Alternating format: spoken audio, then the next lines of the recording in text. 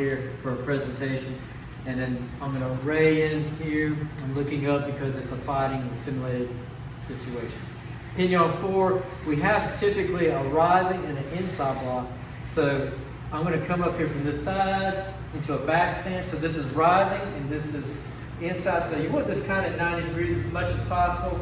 And this front leg is slightly bent so someone can't kick it and basically break my leg. And again, it's 70% on the rear, 30% on the front. Notice that my hip is over my knee, it's over my foot. We won't go over that each time, but that's the general idea. Then we're going to slide up here and come back this way, same way. Come here, and in the this is going to be a downward strike and a vertical strike simultaneously to create an X block into a front stance. Okay?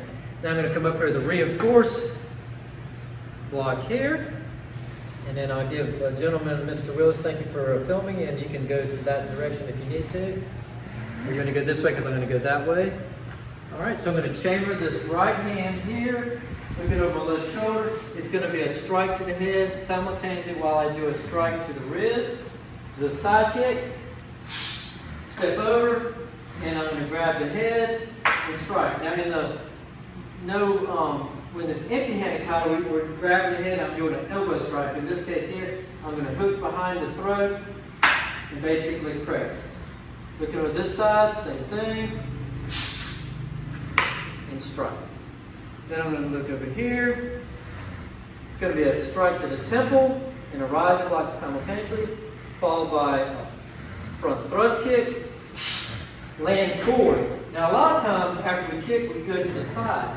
But in this particular kata, I'm going to land straight ahead, turn my body, come around, and overhead strike, or knee slightly bend, and you can pause at a little tension.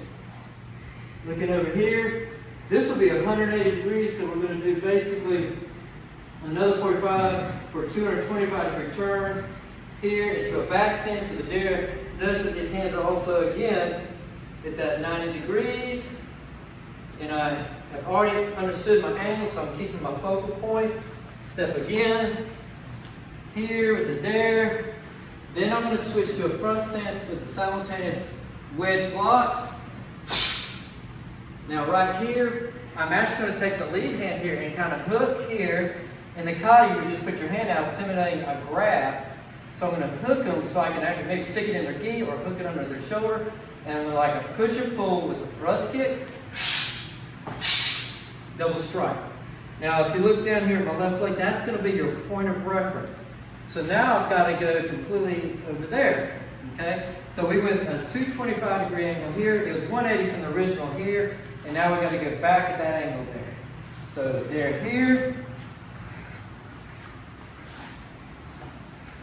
There again. Again, I'm going to try to keep this 90 degree angle here. And then wedge block, breaking it across.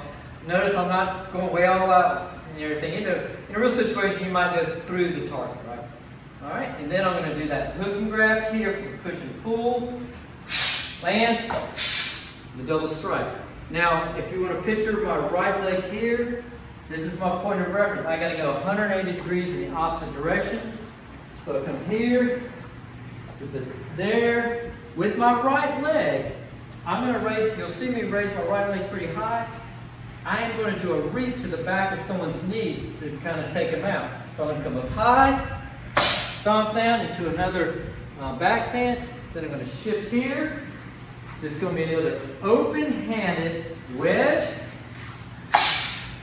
Grab the back of their shoulder, knee strike. 180. Jump. First strike is fast. Second strike slow. Most of these are cat stances. In our style, cat stance is 90% of the weight on the rear leg, 10% on the front. And then I'm going to step up and ray. And I got lucky that time. I brought on the money. If you want to see for proof.